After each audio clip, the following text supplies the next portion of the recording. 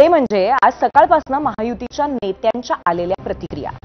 त्याचा ठळक ठळक अर्थ असा निघतो की शिवसेना आणि भाजप या दोन्ही पक्षांमध्ये एकमेकांच्या कार्यकर्त्यांना प्रवेश दिला जाणार नाही।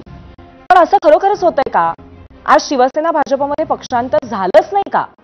तर तेही सांगते, पण त्याआधी शिवसेनेच्या 3 मंत्र्यांची वक्तव्य ऐकूयात। काल मुख्यमंत्री महोदयांनी स्पष्ट पद्धतीने आदेश दिलेले आहेत, उपमुख्यमंत्र्यांनी आदेश दिलेले आहेत की शिवसेनेचा धनुष्यबाणाचा उमेदवार असेल किंवा पदाधिकारी असेल त्याला भाजपामध्ये घ्यायचं नाही, भाजपमधला शिवसेनेमध्ये जायचं नाही। आणि ही जी कार्यवाही आमच्या नेत्यांनी म्हणजे एकनाथ शिंदे साहेबांनी सुरू देखील केली।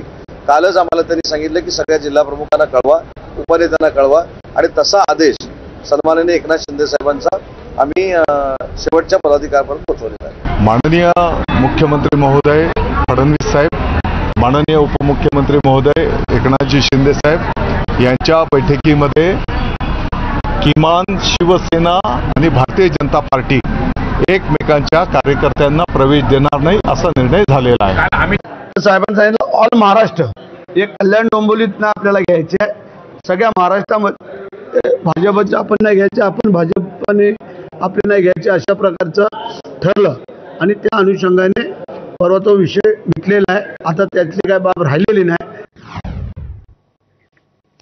तर तुम्ही ऐकलं असेल की महायुतीला धक्का बसू नये, महायुतीला फटका बसू नये, मित्रधर्म टिकला पाहिजे अशा आशयाची वक्तव्य शिंदेचे मंत्री करतायत। पण भाजपकडनं मात्र अत्यंत सावधपणे वेट अँड वॉच सुरू आहे। आज दिवसभरामध्ये कोणत्याही बड्या नेत्याने ऑपरेशन लोटसवरती थेट प्रतिक्रिया देणं टाळलंय।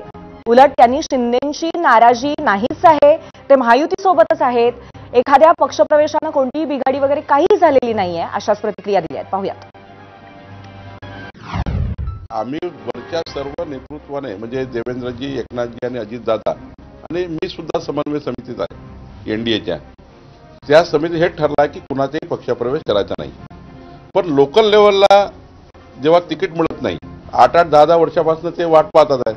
त्यामुळे काही लोक एकनाथ शिंदेकडे, एकनाथ शिंदेचे काही लोक भाजपकडे, दोघांची राष्ट्रवादीकडे, त्यामुळं थोडा उडाउडी चालू आहे नगरपालिकेच्या निवडणुकी संदर्भाने। तर म्हणून काही या ठिकाणी महायुतीत गडबड झाली आहे, राज्यस्तरावर गडबड झाली आहे असं काही नाही आहे।